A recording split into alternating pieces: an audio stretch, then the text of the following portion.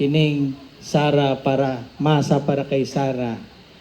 Iya gining gitindugan, bisag nagkaingon-ingon na sila tungod kay kabalo kasama na ako, giayaw man po ni sila duot. Pero sa iyang kaisog, ug sa iyang prinsipyo, nisukol gyud ug salamat kayo ninyong duha nga inyong gipadayon. Kabantay mo, wala na ko nisulti sa radyo, wala na po ko sa Facebook. Kayo magsulti ko sa radyo, magsulti ko sa Facebook, unsa po akong masulti? Magsigog lantaw sa palibot, magsakit ra akong dughan. Ug magsakit akong dughan ug nako isulti, siguro ang mugawa sa akong basik puros dili pud maayo. Kabalo mo sa kapikado karon. Ako nga mag-uuma, kabalo ko tagpilay abono karon. Kabalo ko kung sa kadaghang taong dili nakatanom karong Mayo or Hunyo kay walay kapalit og abono.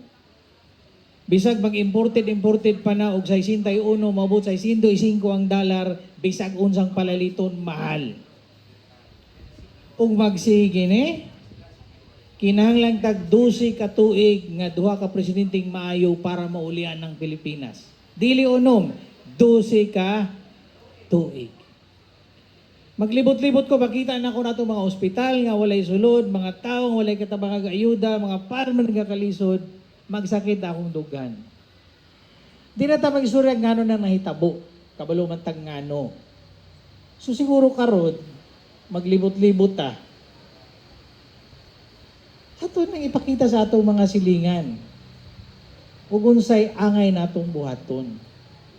Di sa tamang istorya lokal, ayaw una-una ang kandidato ko, si Sara Rausa. Ha? Si Sara na.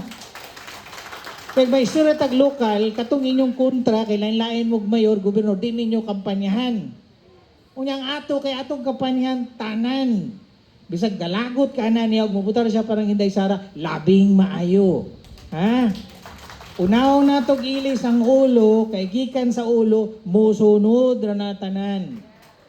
Ug mayo ang utok, mayo ang lihok sa kamot, mayang lihok sa tiil, mayong lihok sa lawas.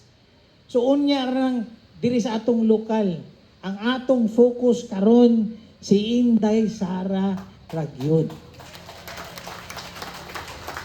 Muna akong hangyo ninyo.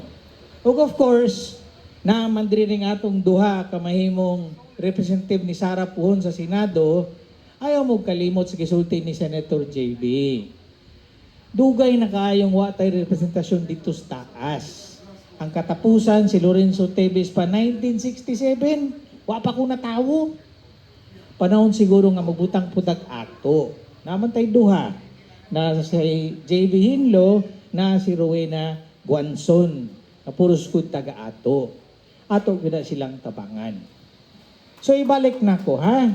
Ayaw sa mo gunahuna ng lokal, kinsay mo contract, kinsay mo...